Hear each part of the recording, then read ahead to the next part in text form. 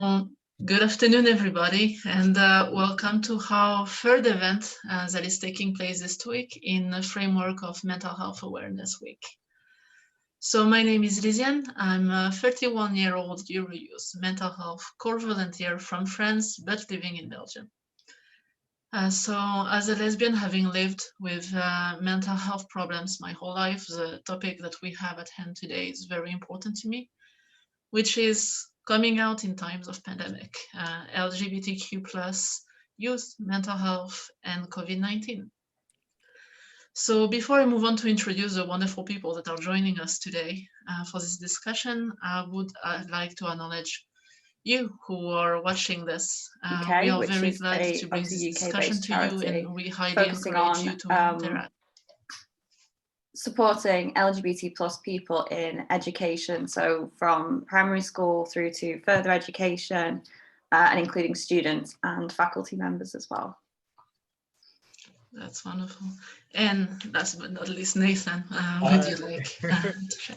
Hi everyone, so my name is Nathan Nalla, and I am the founder and director of Be The Riot, which is a new organization that focuses on helping companies to create inclusive culture, not only for LGBTQ plus employees and customers and so on, but also for other aspects of diversity as well. I previously worked for Stonewall, the LGBT rights organization here in the UK, and so through that role, supporting organizations with things like LGBT inclusive policy, training, and other initiatives, essentially to make them more inclusive and I guess safe environments for people.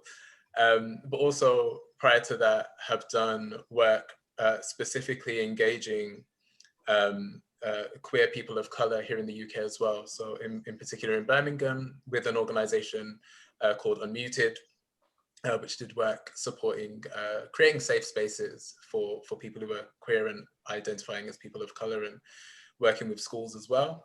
And I'm also a trustee for Blackout UK, which is an organization that has been set up to support Black queer men in the UK.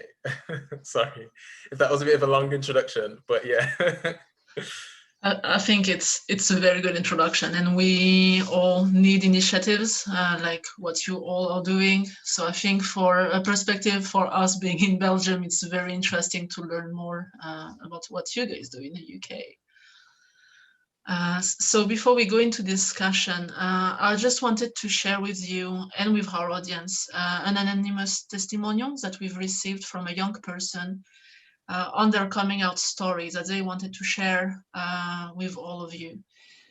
So it is available on our social media if anyone wants to read it at their own pace as well, on our Twitter or Facebook.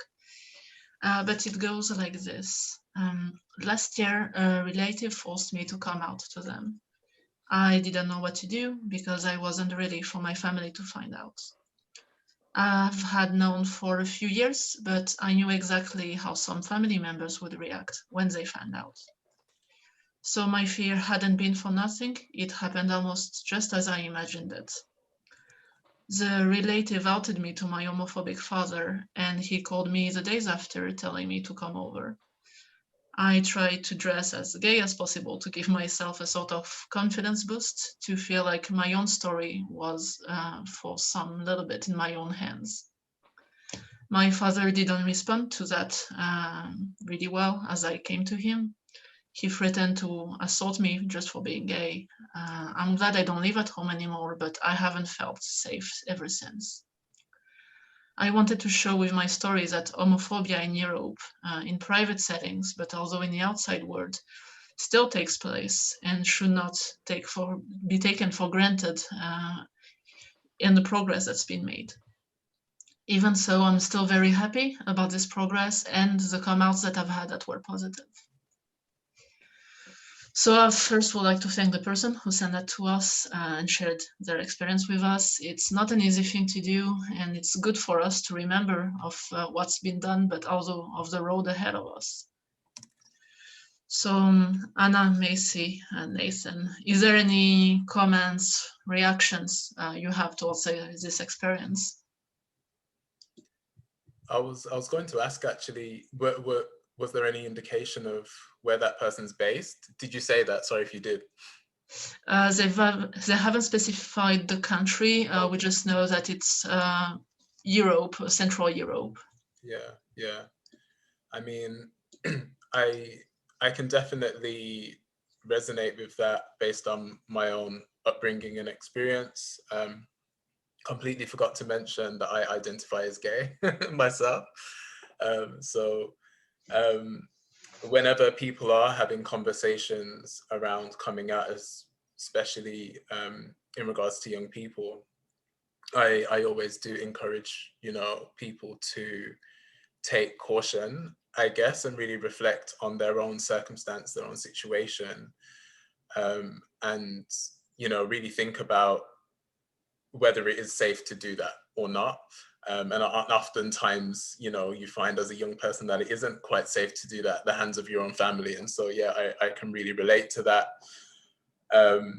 And this idea, oftentimes, you know, I've even been in settings where I've been invited into a school, for example, to talk during LGBT Inclusion Week or something.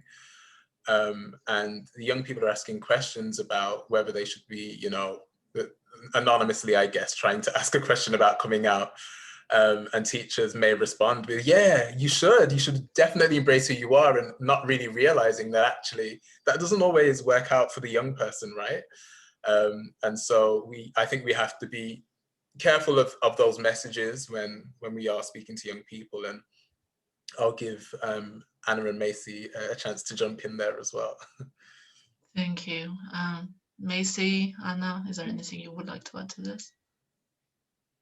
Yeah, I just think that's a really excellent point, because I know in Europe, obviously, we like to push this idea that it's, you know, more liberal, more welcoming, and there are obviously some areas that are like that. But, you know, here in the UK alone, in the last few years, we've had a consultation on changes to the Gender Recognition Act, which have just been delayed and delayed and delayed.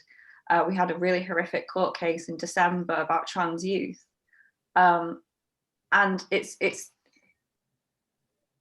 isn't always just a case of be true to yourself and come out and be safe. People have to kind of find their own way between those two things. And, you know, for some people, it might be relatively easy to come out and be open and feel welcomed. And for other people here in the UK and in supposedly, you know, liberal countries, they are facing horrendous situations, both in the home and also from governments.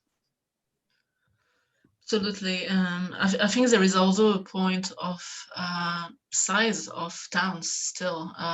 As a small town girl myself, I feel that the reaction that you might get from being and having grown up in a maybe isolated village or town that is not really close to a big town might affect as well the way you want to come out, the way your family might react to it just because of your upbringing. That's from my own experience. I don't know if you feel this way as well, but this is a difference that I've felt radically when moving from a small town to a bigger one, thinking, oh, okay, there is already one barrier less in between to just move, basically. Yeah, I guess we find that, I mean, I've seen statistics around that actually, that definitely here in the UK at least, experiences of people feeling safe and able to be themselves are definitely impacted by, you know, whether you're in a small town or whether you're in the big city. There's something called gay flight, I guess. We could be more inclusive with that title. Maybe it should be LGBTQIA plus flight, but a phenomenon where, you know, people as part of coming of age and coming to accept your identity, people tend to move to the more liberal city wherever they are based. And so for here in the UK, that's very much London. In many ways, I think it's also Manchester, but we find a lot of LGBT people moving around as soon as they get an opportunity to wherever it feels to be a more safe place for them and where they feel they'll be more accepted. And I definitely saw that in London, moving from, so I'm originally from Birmingham, and yeah, seeing even just, you know, walking down the street and seeing people who you would, most people would visibly identify as being queer. I just found that to be so much more pronounced in London and so much more normal, and something that people didn't necessarily seem to be bothered about or care about. Whereas in Birmingham, there was definitely this feeling of you don't really want to stand out too much because you'll attract unwanted attention. And there were definitely certain areas where you wouldn't want to be seen or stand out as being queer. Absolutely. I think there is this point that you bring up, that is to feel this maybe on the spot if you're from a smaller town, and from my experience, to be the one gay person in the village that is at least out, to be so. You feel more singled out, so that brings another experience towards it. But being in a small town, you are one of many, so you are at least able to find peers, to find people who are like you. So I think that's something that's very important. Anna, how do you feel towards this? Yes, I think that's very much true, because well, I don't have an experience with growing up in a small town, but I moved to from one big city to another. But the difference was so big. I'm so much more accepted here as being queer than I was in my old city, and I think, I don't know what it is, but it really resonates. That's good. But so from this discussion, I also wanted to transition and make a segue to the rest of our discussion. So I think we can all agree that the last year has been extremely stressful for all of us, and has put mental health challenges we could never even envisage on the LGBTQ plus community. So Eurojouth Mental Health has been leading a survey regarding this on the unknown future of youth mental health. And one big thing that was put forward in most answers was this feeling of isolation, of being either too close or too far from your family, from your friends. So for some people, this was a good thing, some other was a bad one. But as LGBTQ plus people, we also create our own family bonds with other members of the community with whom we share connection and understanding that is harder to explain. So my first question for all of you would be, how can we, in your opinion, help young people who want to come out, but might feel especially isolated, stressed, and in an overall hardship with their mental health due to over a year of pandemic now? Who would like to go first? If I can just use this as a chance to big up Schools Out UK, one of the things that we try to do is, instead of normalising, because that's a very loaded term, is usualising. And part of that is creating inclusive lesson plans. So most of our volunteers are who were originally around when Schools Out UK was created, are teachers, and they've created lesson plans which usualize the concept of being LGBT in school.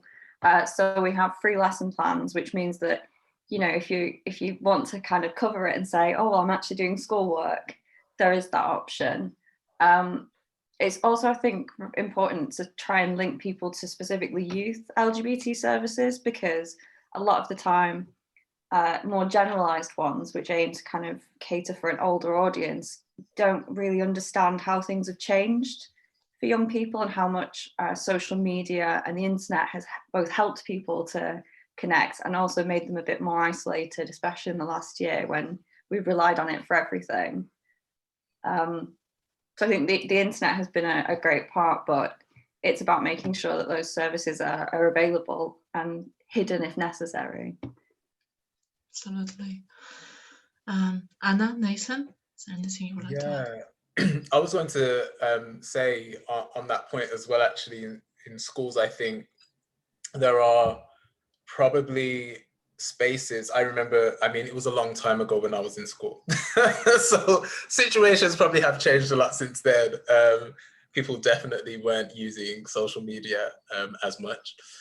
But I think, you know, there were always spaces like things like, I don't know, games clubs, and it makes me think now, you know, especially at work, we have things like book clubs that can be very much be virtual, film clubs that can be done virtually as well, you know, screenings and things.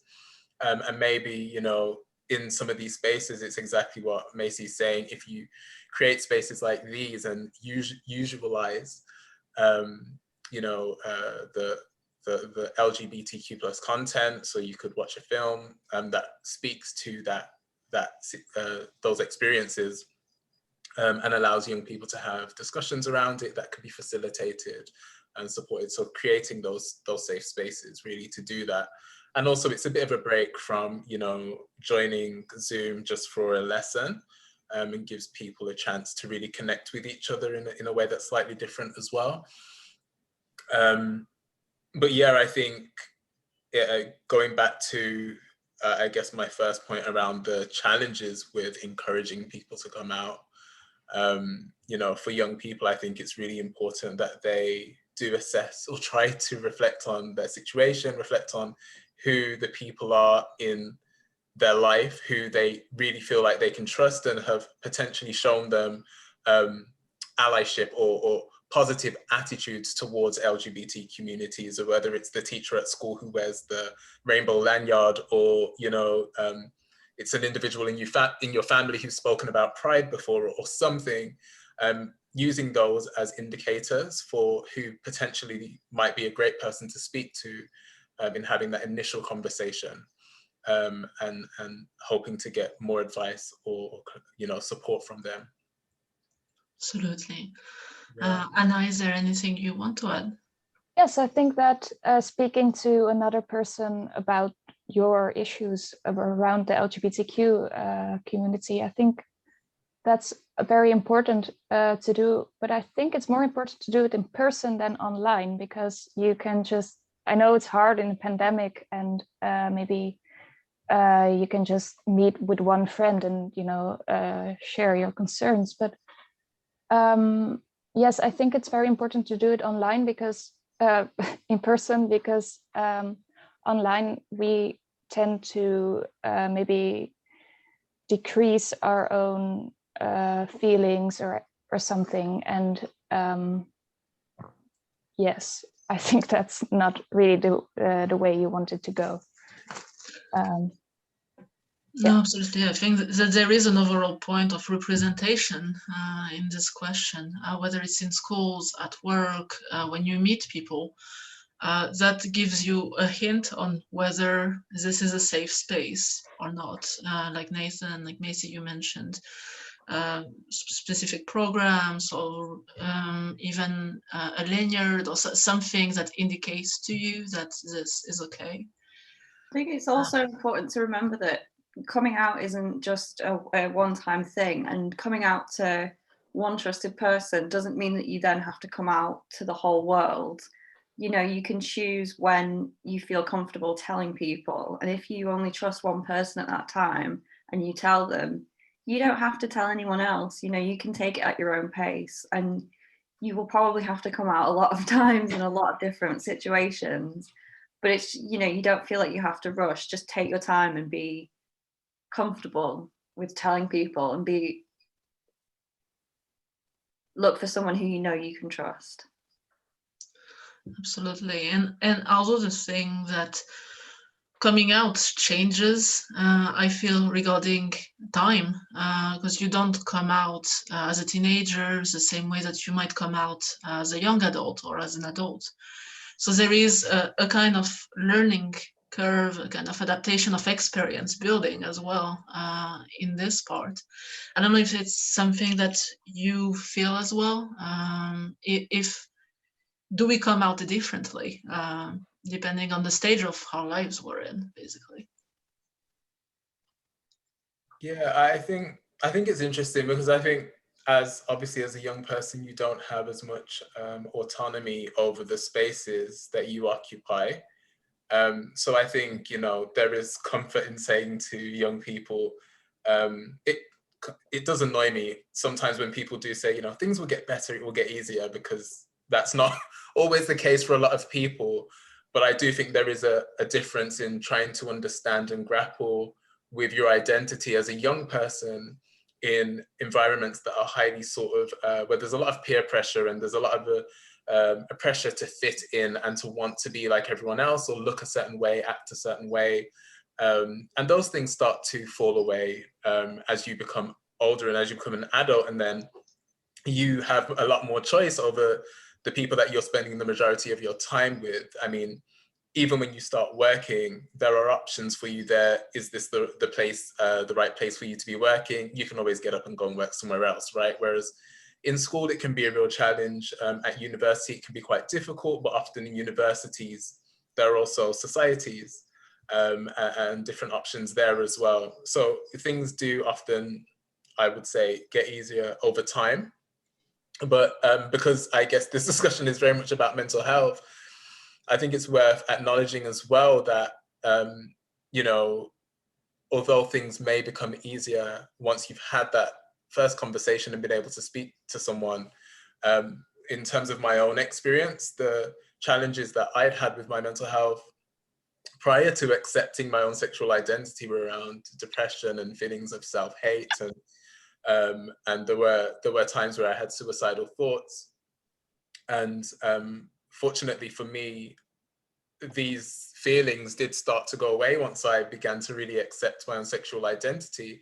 However, I was battling something else. So I experienced rejection from a number of people in my life that I expected to be there for me. So people who were very close friends at the time, who no longer wanted to speak to me, or family members who really just didn't get it at first. And that was a sort of heavy emotional burden that I had to carry and deal with.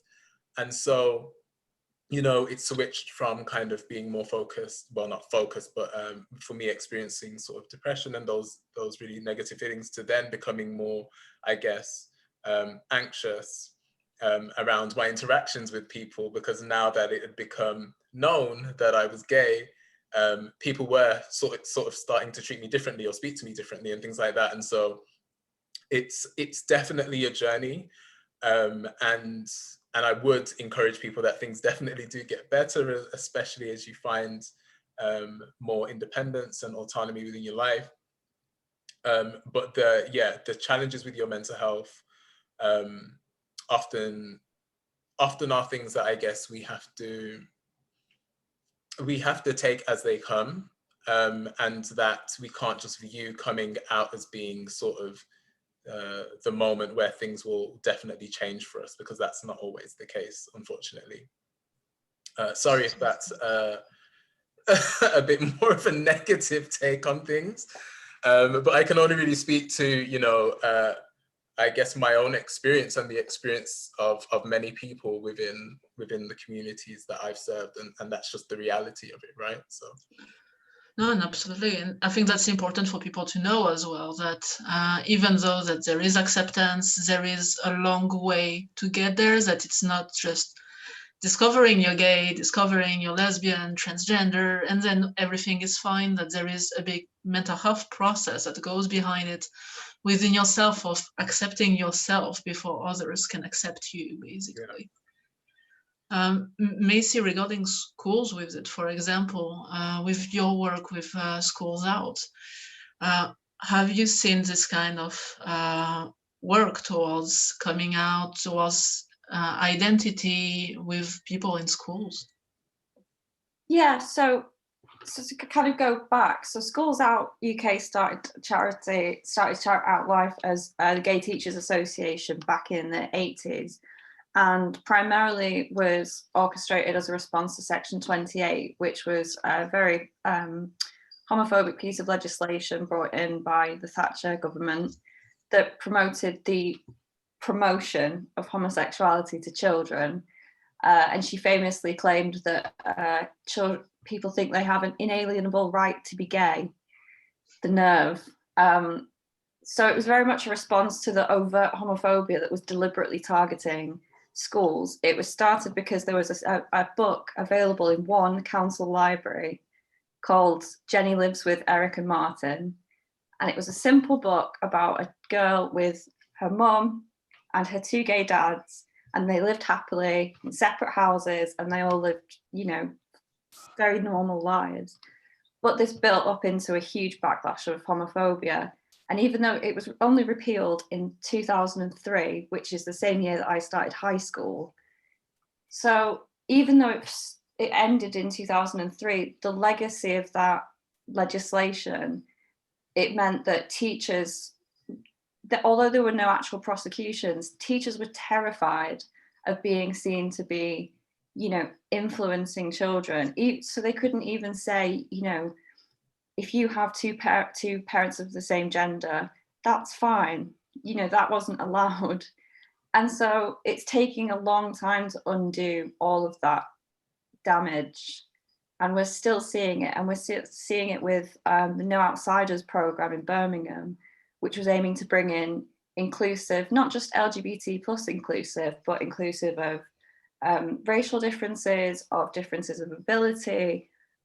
And there was a huge backlash because it was seen as promoting being gay. So there's still a lot of work to do, and especially in the UK, there is that legacy of the institutionalized homophobia, the legislative homophobia that we're still working towards. And it does start with schools. Schools have to stand up and say, this is right. We need to teach children that they are right, that they are not bad for being how they are, and to create like a nurturing and more welcoming space, because, you know, they might change their mind in a few years. They're kids, they don't, but they have that right. They have that right to explore and be safe in a situation surrounded by people who respect them. So it's a long battle, but I mean, even just looking back when I was in high school, like the fact that some kids can come out now is, you know, it just seems so strange to me as someone who started high school under the, you know, your teachers couldn't even admit that they were gay. So it's a slow process, but it's heartening to see such major changes since then. Absolutely, and I think that it's something we can all relate to. Like, I went to high school, but more than 10 years ago now, and already in 10 years I can see the drastic change in approach to it. Anna, how has your experience been as well? Because I think that we all grow up differently. How has your perspective of it changed? Yes, I think well, I know, because I grew up in a friend group of we were with 7, and one came out after the other. It was very comforting to see that, and I was the only one who was still closeted at the time. But when I did come out, there was like a huge party, and we would all throw heads at and be like, "Oh, yay!" Like, it was really nice. But then I graduated high school, and I imagined I lived the world outside of that friend group, and it was really different for me, because it was not just that accepting as the people I grew up around with. So it was quite a weird change for me. Yeah, I think that's a good point. That's and that we tend to see identity and coming out as a one thing, but like Macy mentioned earlier, you never stop coming out truly, because the more you meet people, the more you have to adapt, the more you have to rethink yourself. And although it includes the possibility that some people discover they are transgender, that they don't feel the way they felt for a long time, when they are 40, when they are later stages in their life. So I think that there is a whole discussion around this, and there is a question about family as well that goes with it, because as you change, your relation to your family changes as well regarding this. And the pandemic has also taken a toll on families and parents worldwide, because of the economical burden, the mental health burden, the risks of everyday life, having children at home, being in a whole different environment. So there has been discussions of advising young people to not come out, to hold off their coming out during COVID, because their parents might react in a different way that they normally would because of the additional stress and mental health burden of COVID. So this is a kind of difficult topic, but what are your thoughts on this? Is there ever a right time to come out? Should people hold off their coming out? Well, I think safety is the most important, of course. I think that speaks for itself. And yeah, I think sometimes it might be better to hold off coming out, in my opinion, to ensure that you have that safety and you have the social life around it to catch you if you fall, if the coming out goes wrong. So I think that's, that's very important. Great. And I think it's also good to remember that you don't become gay when you come out. You don't become trans when you come out. You always have been that. And coming out is just one part of it. And it's not like the rest of your life starts from that point. You have to take it at your own pace. And if you're not safe, then that's the paramount importance, is that you need to be in a place where physically you are safe, mentally you're as safe as can be, that you have access to support if you can get it, if not, that you are trying to find it, and it doesn't make you any less LGBT plus to take a bit more time than someone else, you know, just to take it at your own pace. Absolutely. I completely agree as well. I think oftentimes conversations that I have, especially through Blackout, for example, we're talking to either young people or individuals who are of African descent. And so in many ways, culturally, individuals are growing up in environments where it's still really unlikely or really seen as something that's difficult to accept. And whether that's linked to sort of old traditional religious beliefs and interpretations of religion, or it's very much about culture and cultural identity, and how that the idea or the belief that it doesn't fit with LGBTQ plus identities. And so often conversations that we have are around you know, that independence that I spoke to earlier, and how oftentimes, you know, there's a fear that your parents might want to kick you out of the house or disown you. Like there are these stories and these things that happen. And actually here in the UK, we do have a high percentage of our homeless population are actually people who are LGBTQ plus. I think it's around 25%. And that in terms of government statistics is an overrepresentation, right? And so that's a real challenge in itself. And so saying to people, you know, if you need to wait a few more months or a few more years to when you're in a position where you're financially independent, you're looking after yourself, you have a job, you have your own place to live, or, you know, you've gone off to university and you're away from your family.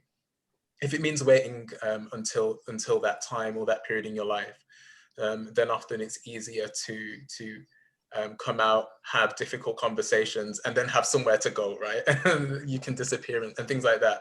You don't want to find yourself in a situation where you have those conversations. It's heated and it's difficult, and you can't go anywhere. And I also think that sometimes we find, and I found this with some friends and some family members, that their first reaction wasn't the reaction that I wanted. It was, you know, quite emotional. I remember my mum being in tears and I was in tears. And it took her a while to, I guess for her, it was really about understanding what me being gay actually meant in terms of my life. She had a lot of fears. And one of the things she was really scared about was that I'd walk down the street and be attacked for being gay. And so she had a lot of fears around it. And it took time for her to really adjust and begin to accept this in her mind, what was a change. It took her a while to do that. And so I think because at the time when I did that, I was 23, so I was already into my adult life, which might be a bit scary for some people thinking, wow, that's like really old. But of course, we know that there is no, you know, age on really coming out, and there are loads of people who do come out later on in life. But yeah, I guess the point I'm making is that I had that flexibility and that freedom to actually dip in and out of those conversations as I saw fit. And if I wasn't feeling confident or I was having challenges with my mental health, then I could actually just stay away from certain people, right? And you want to be able to do that and create that safety around yourself. Definitely, and I think these questions of safety, of having somewhere to go, someone to talk to, are very important in not only figuring out when you want to come out, but figuring out who you are as an LGBT person as well. So with COVID-19, this has been an issue as well for not only people who are figuring out things for themselves, for people who are out already as well, that might feel their mental health decline because of the lack of interactions, the lack of access to resources, of peer support. So online activities have taken a huge role in our lives because of this, but are online communities enough? I think is my question.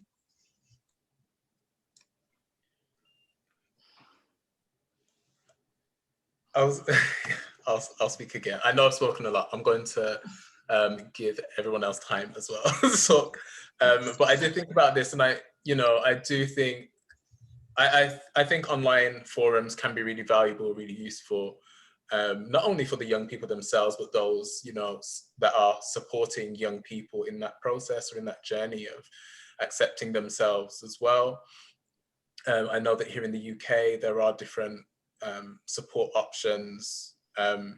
I guess a number of them, as Macy has said, are targeted more to people who are older.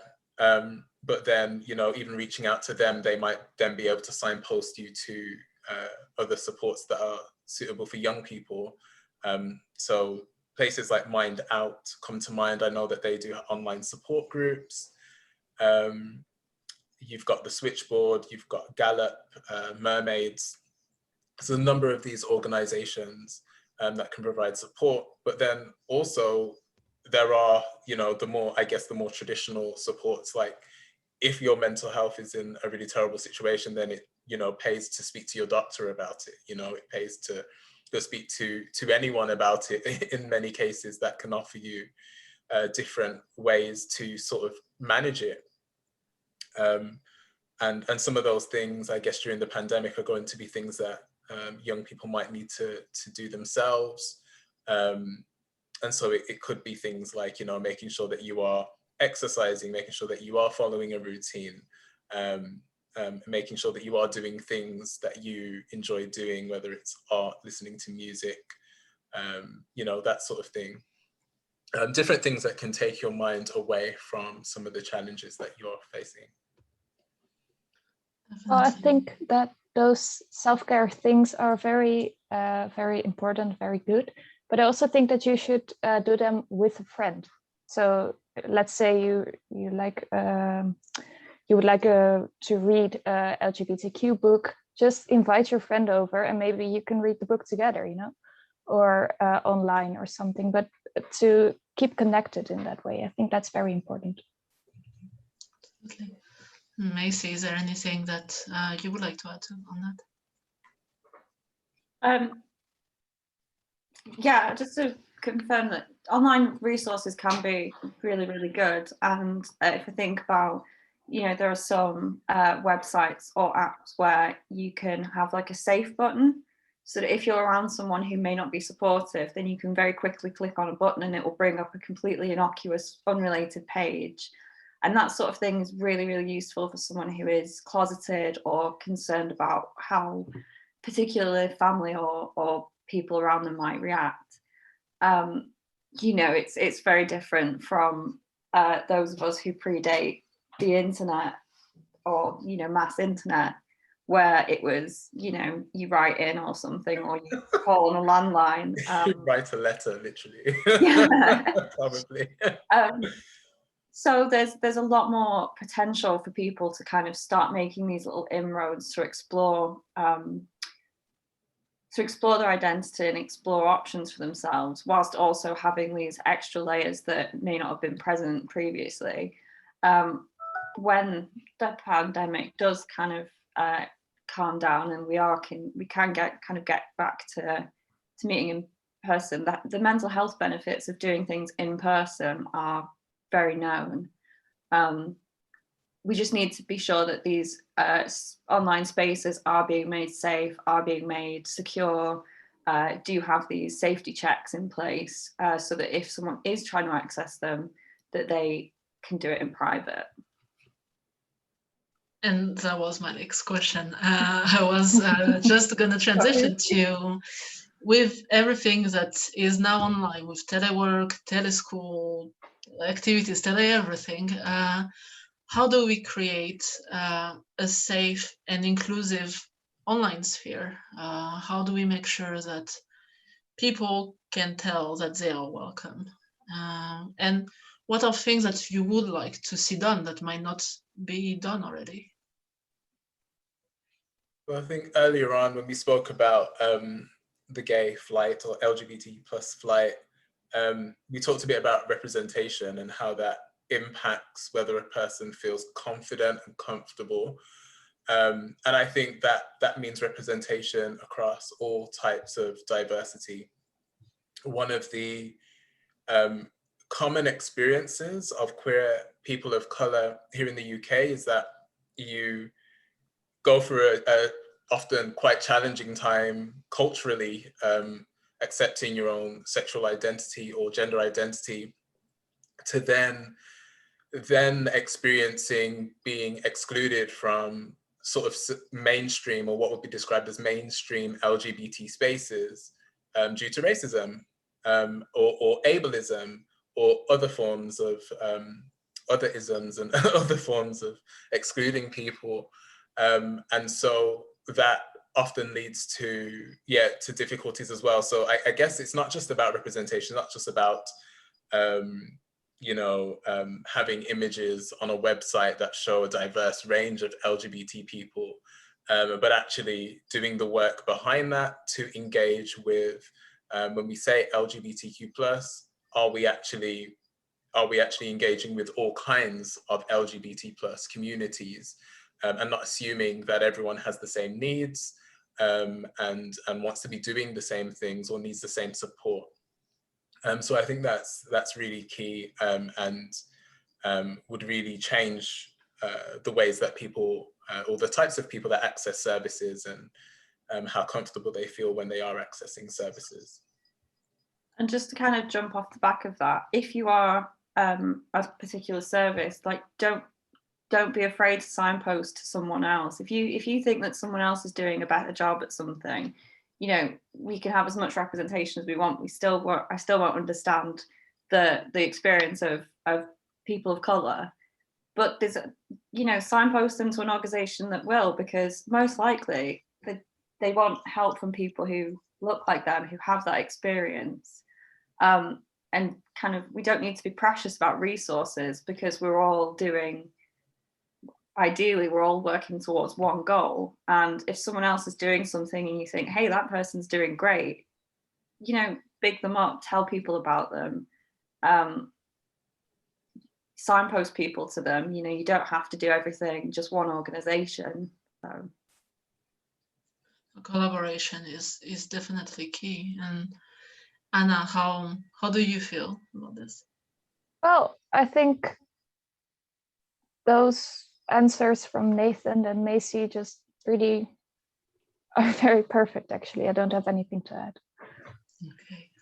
Something that Macy did, Lysiane, something that Macy did touch on was that, I guess, hesitation to want to engage if engaging means that you could be outed. And so really making sure that you're promoting the message that everything's confidential, And I guess, yeah, not putting pressure on people to disclose too much personal information and things like that. And really, as an organization, being on top of the information. I know that, you know, sometimes there are challenging individuals, or, well, I guess not challenging, but individuals who will go out of their way to find out information about people and things like that. And so it's really important to be protective of those people that you're serving.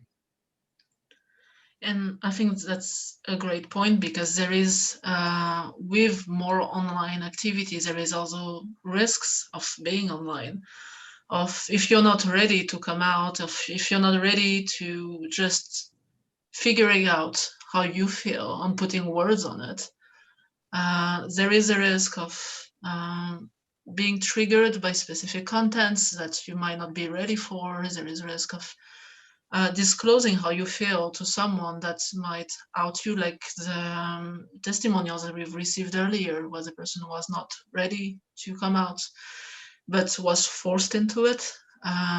So there is this question of security online as well. And I think that can apply broadly as well. Macy, with your work with teachers, with schools out, how do you approach this question of just finding the right balance of what someone needs and what they don't need, basically? So our approach is, so we produce the materials and then they become freely available to anyone who wants to access them. So the same people who started Schools Out also created LGBT plus History Month in the UK. So in the build up to that, we have lots and lots of free events that are publicised, and they're always in places like museums, libraries, art galleries, common spaces where anyone can go. So the idea is that if you might not be able to go with your family, or you might not want to be seen to be going to an LGBT plus event, but you can happen to chance by it and pick up some resources there. So it's just about you can't always, because there's no way that we know when people are ready to access these materials. So we just make them available, and then teachers or students can find them and use them as much as or as little as they like. So it's kind of less hands-on, but I guess that's just because obviously there's the legacy there. So, you know, we can't be accused of trying to turn kids gay or trans. We just, you know, enable them to find the materials that they need. Of course. And as a young person who has gone through this process as well yourself, how do you feel about this question of security online, about the link to other people when it comes to your identity? Well, if I speak for myself, I think coming out online was easier, was more like a first step towards coming out in real life. And that step really helped me to be more secure about my own identity, about my own sexuality. And then when I came out, I was luckily very well received by my friends, and I really enjoyed that. But I had the courage to come out because of the positive stories I read online and the positive things I experienced online as a sort of semi-closeted LGBTQ member. So that was really nice. Thank you for that. And Nathan, how does that translate with your experience, with how your work might apply to organization, to companies, for example? How do you approach this question of security, of respect, of inclusivity? Yeah. So I mean, there are protections in place, I guess is probably a good place to start. So here in the UK, we have the Equality Act. And so that means that organizations are essentially being held to account to a certain degree. They're not allowed to discriminate against anyone based on sexual orientation or what's described as gender reassignment, which of course many organizations will hopefully extend to all people who identify as trans and non-binary.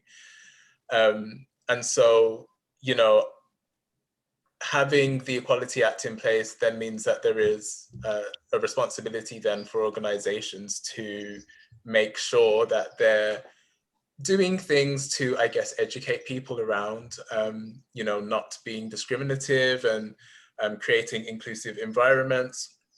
Some of the things that we see organizations doing are, you know, sort of things like policy reviews, so making sure that the family benefits policies, for example, are inclusive of people in same gender relationships, and also inclusive of people who are trans when it comes to things like maternity policies and so on.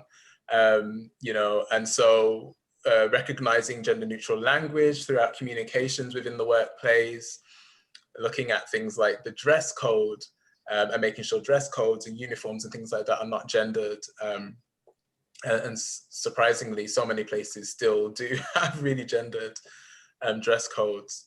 And so, you know, those are some of the sort of, I would say, sort of very obvious things.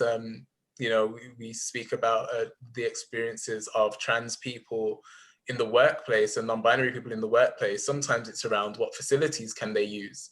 And, you know, no one wants to go and work somewhere where they don't know where they can go to use the toilet, you know, things like that. So getting organizations to recognize that and be inclusive in those ways. And then also, you know, really wanting to go further than that. And, you know, whether that means creating employee resource groups for LGBTQ plus people to connect with each other, to network, to share their lived experiences and challenge any aspects within the working space that might not be inclusive. And so there are things that I think, you know, if you're a young person looking for an organization, for example, to work for, of course, lots of small businesses won't necessarily have all of these things in place. But some of the bigger name brands and companies, some of the big retail companies and hospitality companies, for example, will have these things in place and will have supports available for you. And that for me, even though it's part of my work and has been, and while I was at Stonewall, is actually a huge part of my journey, because I'd worked somewhere, it was a hospitality organization, I'd worked there for years, and then this new person started, and for whatever reason, one day decided to essentially try to out me to everyone.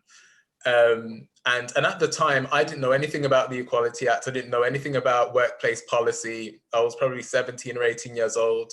Didn't really have a clue that I had rights in that situation.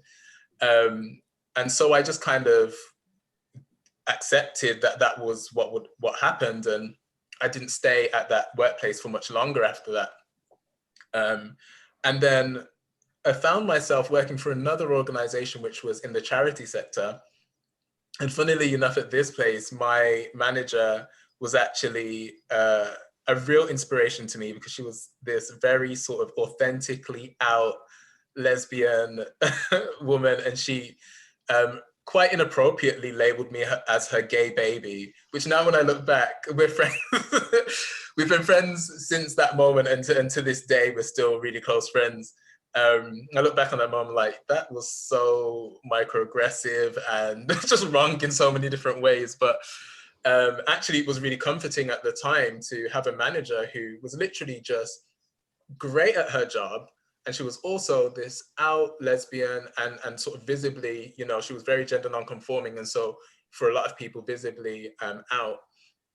And that just really inspired me that, you know, it wasn't a big deal for her to be gay at work and talk about her partners and her relationships and what she really cared about and things that were important to her.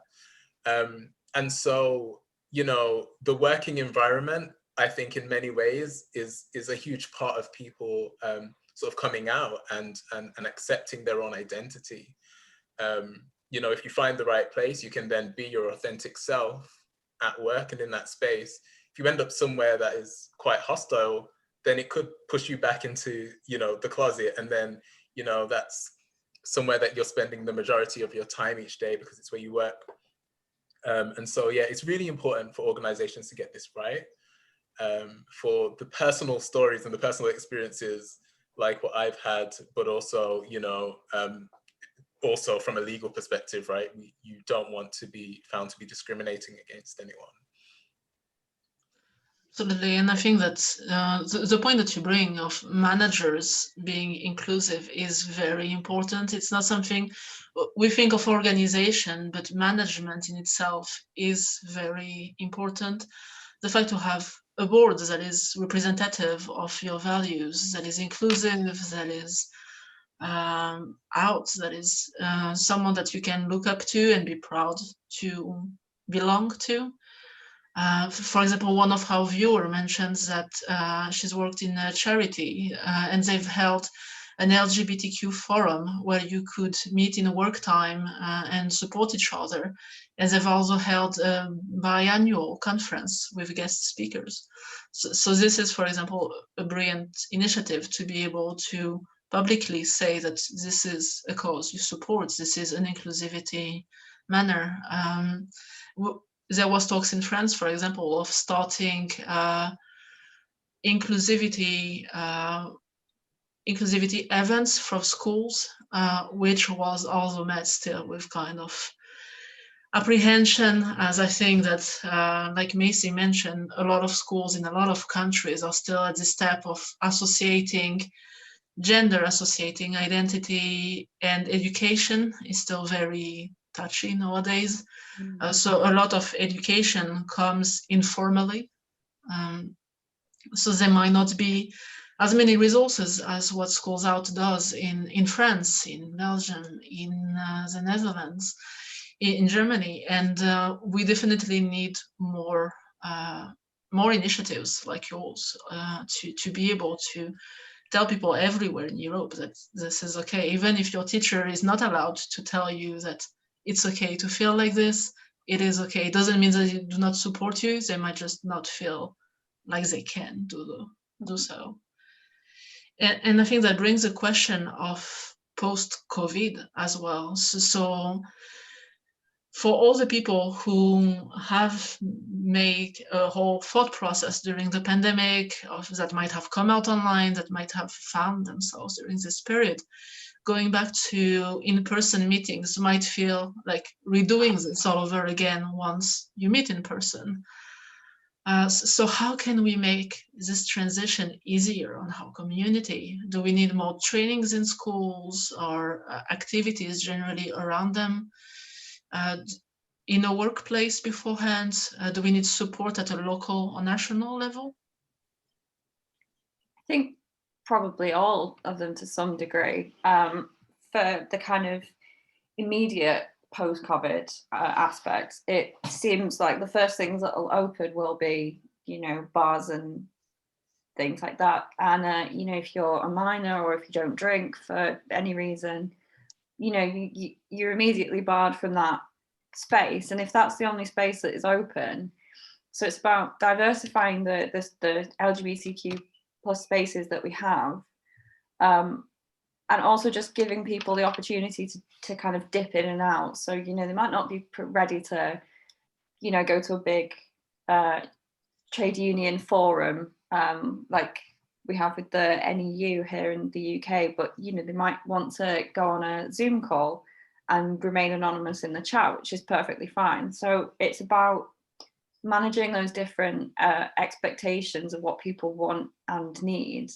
and kind of rising to meet those different needs as we kind of come out of it. Because for a lot of people, there will still be barriers. You know, if you're clinically vulnerable and you haven't been vaccinated, you know, how can we still keep those people involved with activism, with resources? Because if they can't get out of the house to come to an event, then you have to bring the event to them. Definitely. Nathan, Anna, is there anything you want to add on this? I love that I think one of the things that has, I guess, been positive, dare I say, about the pandemic is that diversifying of the ways that we reach people, and, you know, not forcing people to leave their house if it's not suitable for them. And so that benefits all kinds of different people for different reasons. And so, yeah, making sure that we continue to do initiatives, programs, and things that offer both in-person and virtual solutions.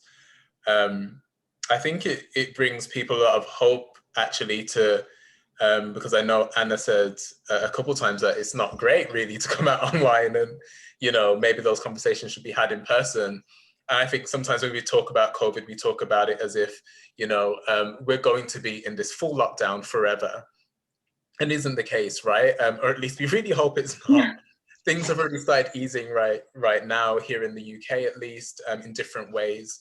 And so we can meet people in parks. You know, we can get out of the house physically and start connecting again. So I would say, you know, if people recognize that, to start planning ahead for things that they'd really like to do, and what they can take advantage of when things do reopen, to do that. But also going back to the point of thinking about the people in your life, whether it's mentors, whether it's teachers, adults within your family, or it is friends who are likely to be accepting and supportive. It's about being honest with them about how you're feeling as well. So, you know, having conversations and just being very open and saying, actually, I'm feeling quite anxious about things going straight back to normal. Now that I've, you know, revealed this huge part about my identity, and I don't know how people will react when I see them. And maybe it's that, you know, they can walk with you as you enter the school building, or, you know, when you go to that social event, they can be alongside you. Like, there's different ways that you could probably get support from individuals. And so that might be helpful too. Thank you. And Anna, what do you think would it be helpful to you, to your friends, to anyone during this transition? Yes, I think it's like Nathan said, I think it's very important to have someone beside you who accepts you just as you are. But I also think it's important to acknowledge the fact that I don't think we will go back to normal. I think everyone has seen their true selves this year, and maybe some norms have changed, and maybe that's for the better. So maybe people won't be as not expecting as you might think, and I think that's something to keep in mind as well. Thank you. So at this stage, I would like to bring some questions that we've received while preparing the event. So one of them was, for example, we mentioned that already, but someone asked that they are starting their job teleworking, they've never met their colleagues in real life, only via Zoom. So how can you tell when it's okay to come out to someone? Ooh. I don't think there is a universal answer to that. There is signs you can pick up on. There is representation, as we mentioned. But is there anything specific that comes to your mind where you've had a moment in your experience where you were like, okay, this is something that is safe for me to do right now? I think when someone is generally very accepting, not only to LGBTQ, but also to other communities, I think that I might come out to them sooner. I guess don't be afraid to question the HR representative to say, you know, what is your official policy? What have you committed to do? And if they've not committed to anything, maybe, you know, is there a way that they can commit to, you know, making their policies better for trans employees, or making things better for same gender families who need parental leave, as Nathan brought up. I guess just the thing is, you can test the waters a little bit by saying that you yourself are an ally. There's no shame in that. That's, you know, that's perfectly acceptable.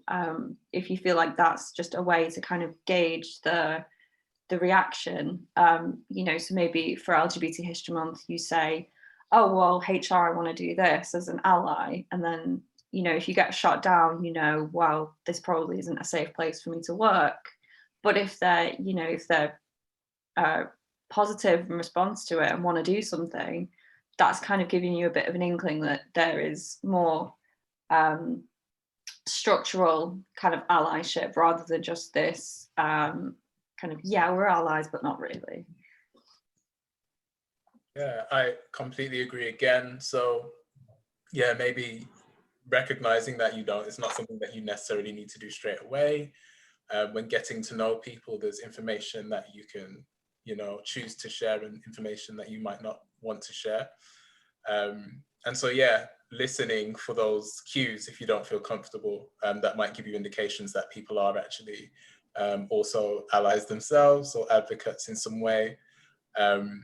And yeah, you could potentially test the waters again, as Macy said, by talking about some of the things that you care about. That might be a slight indication, you know, rather than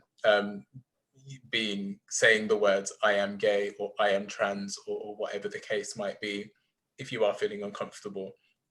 But yeah, again, you know, it is important to know your rights and recognize that you shouldn't be treated any differently because of your sexual identity or your gender identity, especially in the workplace.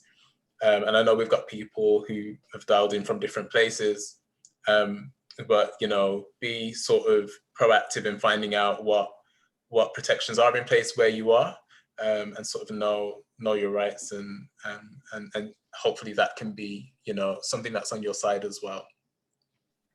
Absolutely. And I think the point that we've mentioned now and before is a question of representation of not only flags of pins, but also general representation on TV, in movies, in books, to have something that makes you feel like it is not such a big deal anymore, to be able to maybe take this book and just take it to your coworker. Oh, I've read this that is about, you know, two gay people, and that's fine. It's just a story like another. And see the reaction might also hint you in that way. But for me, at least, representation, whether it's mainstream things that have integrated elements of LGBTQ culture, of representation in very popular shows, in very popular movies, feels like creating another community around the community, to say something. What are your thoughts on, do you feel like we are moving forward with representation? I mean, if I think back to when I was growing up in the 90s and noughties, yeah, I really struggled to see any representations of myself in the media on screen. There were definitely representations of gay men. Oftentimes there were white gay men. And for whatever reason, you know, there was a disconnect between who they were and who I saw myself to be. And so that in many ways was quite isolating, and I often felt alone. I often felt like I'm literally the only person in the world in this situation. I feel like teenagers often feel that way. But yeah, I do think that representation has changed, and we are seeing more diverse LGBTQ plus, especially around the T as well, trans identities in the media. But I would also say that because of things like Netflix and because of things like YouTube and social media that is becoming increasingly they become like echo chambers, right? So we have technology that says, you like this, so I'm going to show you this. And so when I look at my Netflix, I'm going to see lots of LGBTQ plus content and other diverse content, right? But then that's not the case for everyone.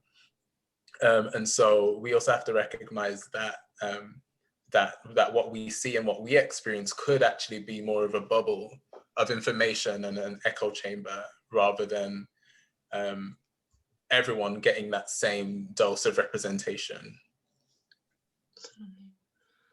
Macy, Anna, is there something you want to add on this? Well, I mean, oh, you go first. So, I mean, I do definitely think that representation, especially in like media, has gotten better, but there's still obviously huge disparities. So thinking about it being in the past year, so I don't know if it's been made available outside the UK, but really great series called It's a Sin by I've gone and forgotten his name, and he lives in Manchester. I can't remember his name either. Great series though. He made Queer as Folk in the 90s, which was also filmed in Manchester. So it's but it was Queer as Folk was very much, here are some white cisgender gay men, and that made their friends with one or two lesbians, and that's it. And Russell T Davies, thank you. And you know, it was usually like the lesbian couple would come on, and then there'd be a thing about IVF or a sperm donor, and then they'd go off again. And It's a Sin, whilst it still had better representation in terms of, you know, they actually had people of colour in the cast, there was still that issue of the queer women and this kind of, you know, the one really major woman character. All it was about how much she cares and how much she does for these people, and not really anything about her kind of journey. And then obviously in the big kind of cinema world, you still have cisgender men playing trans women in films, and it's things are moving at different stages. So the representation you see on your local television might be better than Hollywood. Your representation in your school or local area might be better than you have on the, you know, national stage. So it is definitely getting better, but it's patchy. So yeah, lots of work still to be done. Definitely. Anna, how do you feel? I didn't really notice any changes because I'm not really, but I did grow up with the show Grey's Anatomy, and I really loved the representation on that show, and it sort of awakened me in some way. And I just thought of that, and I thought it's so important to have like, because that show has a bi character, a lesbian, a trans man, and I think, yeah, that's it. But I think it's so important to not just have one gay character, to not have just the gay man or the lesbian, and to just casually get them in the series. I think that's very important. I'm so grateful that I grew up with this series.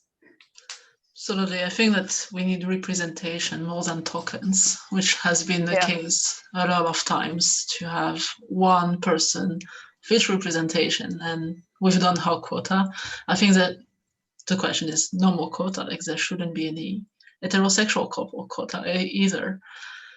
But that also brings me to another question that we've had from the audience was, I live in a small town where being gay is still a scandal, and it's making me feel very ashamed and depressed.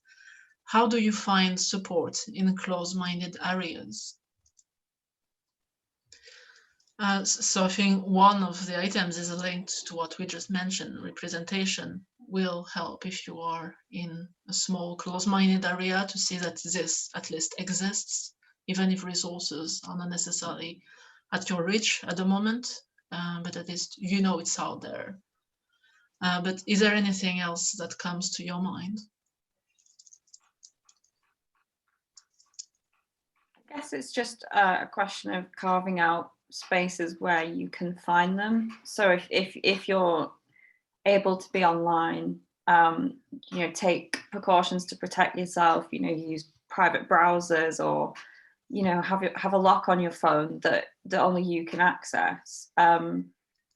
It's just about finding safety where you can and finding these pockets, and it will be out there. It might take you, you know, a little time to find, but it will be out there, and it, you know, it makes you feel like not such a small lonely fish in a massive pond. You know, you will find other fish at some point. Absolutely. Go to the big city.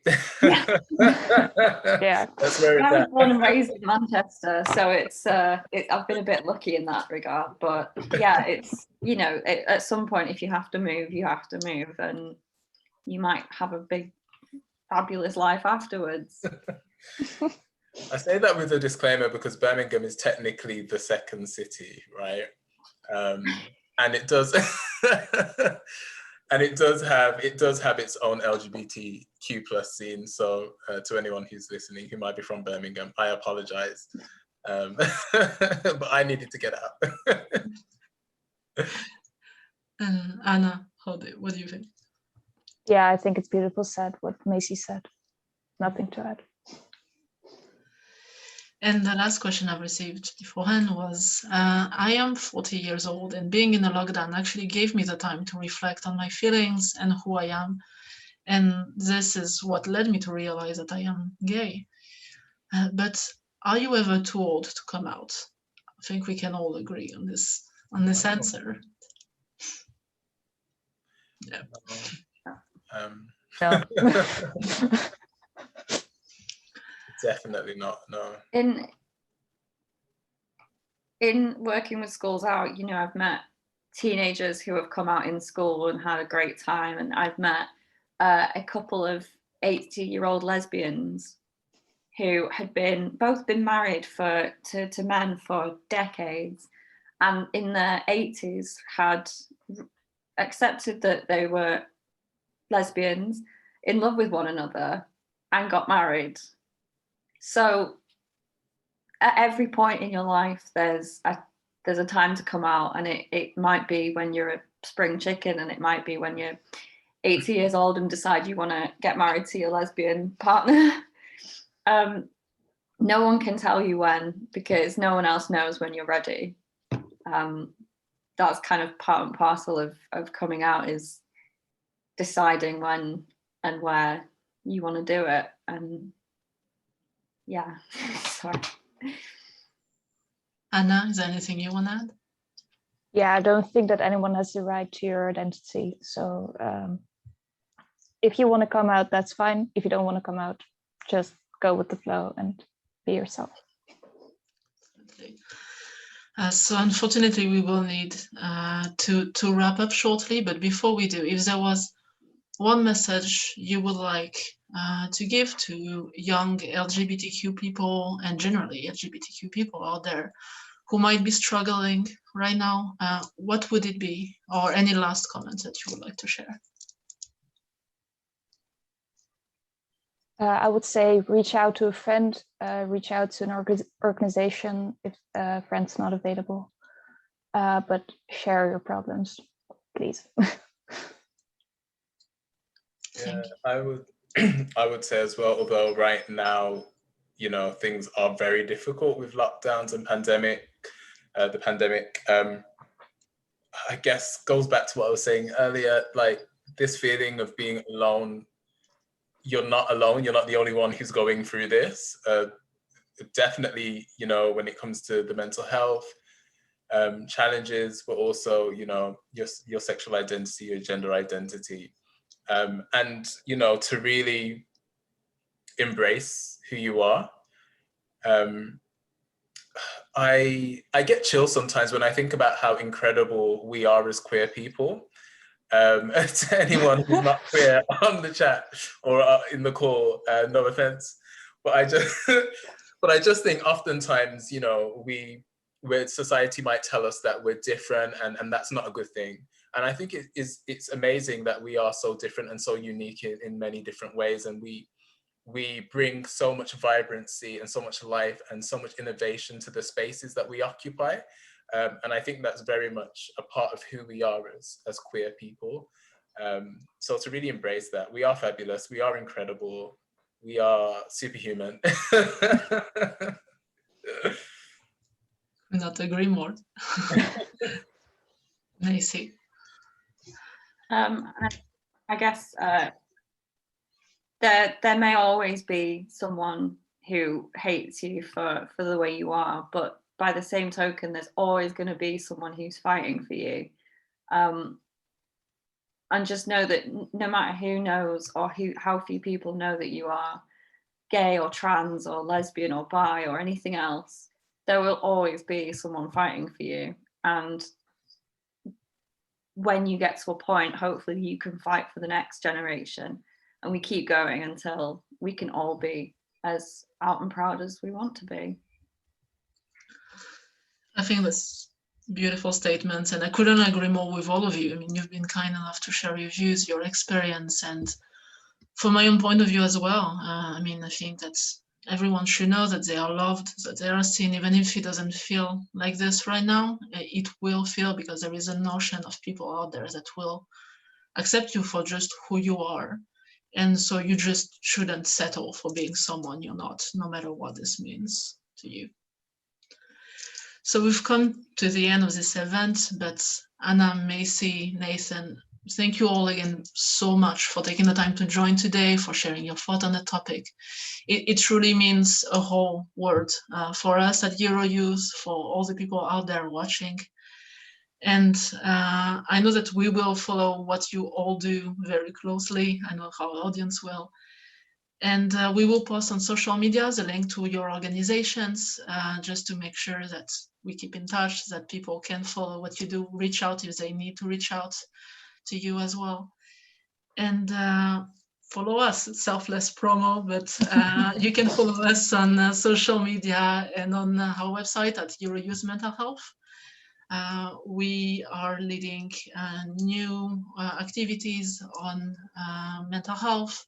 We will continue this discussion on inclusivity, on LGBTQ mental health.